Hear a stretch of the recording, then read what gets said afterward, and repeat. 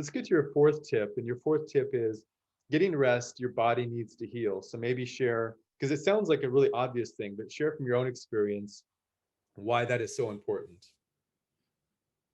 Right. So something I learned uh, when I was competing is that my body needed rest because I was really brutalizing it. Right. My body was always sore. I just needed to get rest at times. Right. And now we correlate that to kidney failure. Pre-dialysis, I was always tired. Right. I just my body couldn't filter anything, so I was just always tired. During dialysis, all I wanted to do was sleep because being on dialysis, it just takes so much out of you. And Mhm. then you get a kidney transplant and you just got all this energy. But you got to understand with all this energy also comes a relaxed state that you have to give yourself, right? Because I mean, I'm telling you right now, I'm only a year and 6 months out and I have so much other energy. And I hope it really it comes through this camera so a lot of people can really understand what this feeling is like, and for me to keep this feeling. But I also got to know that my body will give me signs and symptoms that it needs to rest. It feels fatigue. Oh no, I'm not fighting kidney failure, but it just feels fatigue. I think, especially with post kidney transplant, we always want to be in a hospital so that we can know our labs, right? I mean, I'm a year and a half out and I still want to see my doctor once a month just because I got used to getting, I mean, that's one thing I didn't get used to was getting needles, but constantly going in there, right? It's just constantly saying, Doc, well, my body feels this way. And now I can express my feelings when I didn't know how to do that before. So that was a really key component for me when it came to learning how to rest and express that and understanding your body, because you do learn that as an athlete. Wow, I feel fatigue. It's time for me to rest. Yeah, excellent. Thank you. And then let's get to your final tip, which is also excellent. So you say diet. What you put into your body will show during performance. So what examples from your own life and training pre or post transplant can you share? Because that's a really important tip that I don't think most athletes, even without transplants, take seriously enough is the diet component. Right. So an interesting thing, right? When I was growing up, now that I'm a bit older, I depended on my performance when I competed without looking at what I was putting into my body, right? And that was because all I did was box, so it was all just muscle memory to know when to block and catch. But if I knew about diet, it would have played a different role in my performance. I knew it would have, because I can tell post kidney transplant now how that plays within my favor, Yeah. right? So we got the athlete side, then we got the diagnosis side, right? Where a diet is completely different. You're on low protein, you're on high blood pressure medications. They probably boost you with 1,000 milligrams of prednisone, so your mind is going all over the place. Yeah. Then you have your dialysis diet, where it's low phos, and you're going to have to take phosphorus binders after every meal. And what does those labs look like? So Mhm. for me, right, being on dialysis, I needed to make sure that I was able to qualify, let's say an athlete getting qualified for the Olympics, as I would be qualified for getting ready for transplant, right? These people, when I entered a dialysis treatment center, they said, Marc, they're going to ask us, and transplant is going to ask us, was he always on time with his dialysis treatment? Was his diet always good? What does his labs look like to get that transplant? That he is a great candidate, and those people, the my social worker or the nurse that was taking care of me will say he's great candidate for that. So I Mhm. needed to make sure that my diet was at an optimal level. And don't get me wrong, I'm only human, and there was times where I cheated. I mean, I had to. There was no way I can stay on a Yeah. diabetic kidney diet because it was just very bland, Yeah. Yeah. you know. And it was very bland. And now post kidney transplant, I'm just eating whatever. Everything tastes good now, right? Um, but it plays a key factor with all three levels, not just as an athlete, but being diagnosed, right? You have to get on a specific diet.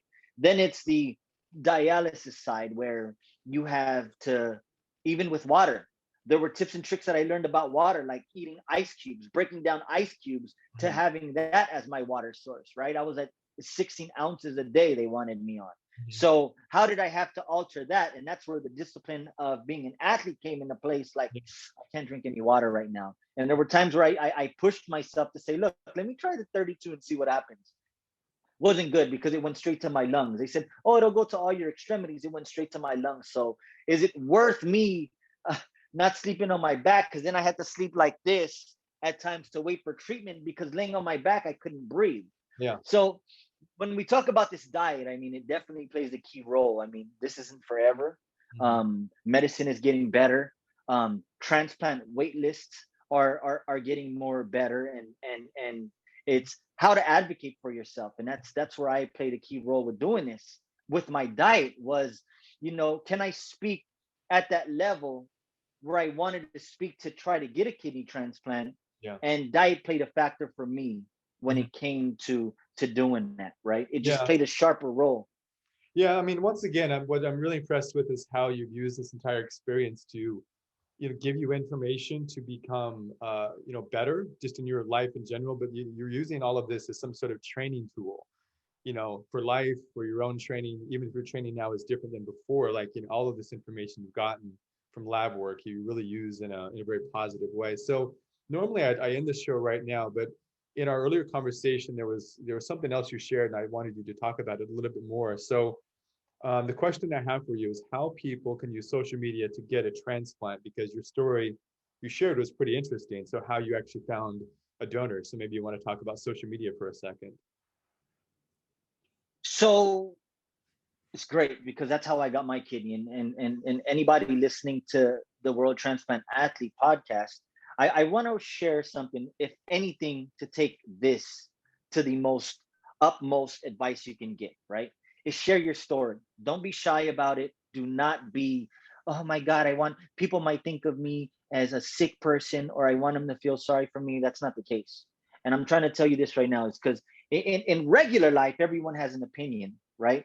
But this is now your life we're dealing with, right? This is life or death. This isn't, oh, I'll just end up on dialysis and I won't share my story. And my thing was, I had to swallow that big pill to say, you know what, I'm going to share my story, Mm, and I went to the news outlet. I went to social media, Instagram, Facebook, Twitter, Fox 11 News. I went everywhere. yeah. Um, and I really utilized that to say, look, don't feel sorry for me, because I'm going to go to the gym after my dialysis treatment. So please don't feel sorry for me, because I'm still living my regular life. Yeah. But if you can help, that would be great. Yeah. So With that, okay, what with kind of that, feedback did you get from that? Did you? from doing that, Yeah. I had 33 donors come forward. Wow.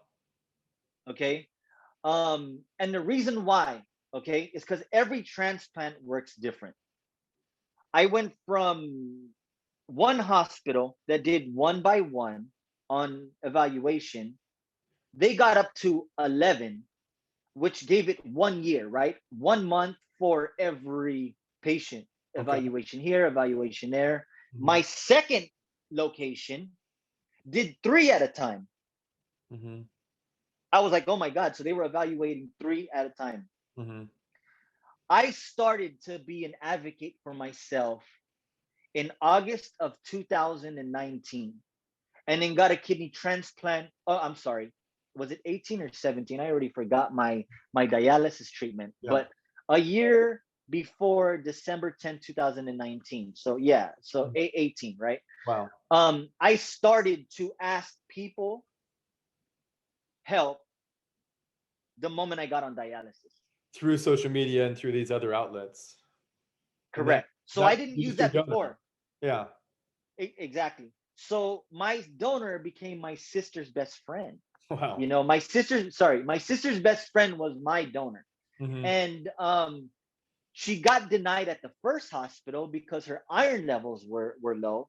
She went to the second transplant center and got approved by doing iron infusions. And Wow. it was just like that. She said, look, if I'm approved to do a kidney transplant, can we do it next week? Because I need to go for a job in Japan. And she was a medical coder for this hospital. Hmm.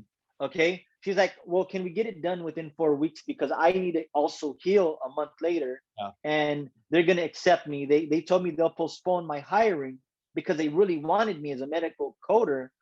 And we got the transplant done just like that. I mean, Wow. they asked me, Mark, when would you like to get a transplant? As soon as possible. Well, it's not up to you, it's your donor. Yeah. And I said, okay. And she said the same thing, as soon as possible. So 4 weeks after she was approved, she actually outrid every single one because she matched like my biological sister, overrided my sister, and said my sister was out. She came forward, and it was just a perfect match. Wow, that's incredible. What I love about the story mostly is that the courage to tell the story, because that moment is not exactly replete with courage. You know, you're not exactly feeling confident in your life at that moment. So to step through that fear and say, I'm going to share this story anyway, and then, you know, in this case, produce a nice result. But even if it doesn't, like you step through your fear and share your most vulnerable moments with people, it creates a lot of strength and certain kind of energy for you. So, you know, kudos to you for that Right. moment. And here's another thing. I mean, it really got down to the point where I was saying, look, I haven't urinated in almost 2 years. And I mean, I was really throwing my story out there. Look, I take about 17 pills a day, and I'm not urinating. So if you guys can somehow help me out to urinate again, I mean, it was mind-boggling to Yeah. people, right? Yeah. And that you have to really tap in with yourself and really say, if I go out and do this in social media, I have to go all the way plus more. Yeah. Okay. Because even the hospital was saying, Mark, you stop right now. We're evaluating about 25 people right now just for you. Okay. Stop doing what you're doing. What Yeah. are you doing to get this many people come forward? I said, look, I'm just telling my story. And and just go all out. You Yeah. know, I mean, we're living in a time zone, even look, me reaching out to you. Let Yeah. the people know. How did I reach out to you? Yeah. Instagram. That's all I did. Yeah. 10 We days are ago. now so we are now so close to the world. Yeah. And I said, hey, can I get on your podcast? I love what you're doing. And it was, look, now we're here, right? 10 It's the days same later. thing. Mhm. 10 days later, Yeah. what I learned about social media and the donating process, people want to help, they just don't know how. Yeah. And you'll be surprised who stepped forward for you when it comes to donating. Okay. And what I mean by help, right? I was helped financially, emotionally, and kidney transplant. Yeah. Okay. People want to help. And I want you guys to, when you listen to this and I give you this advice on how I use social media, is people want to help, they just don't know how.